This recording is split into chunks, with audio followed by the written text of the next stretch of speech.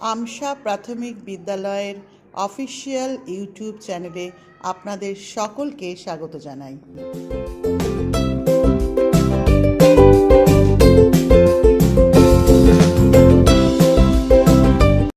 আমরা এখন ক্লাস 2 এর ব্রতচারীর 12 পণ দেখব।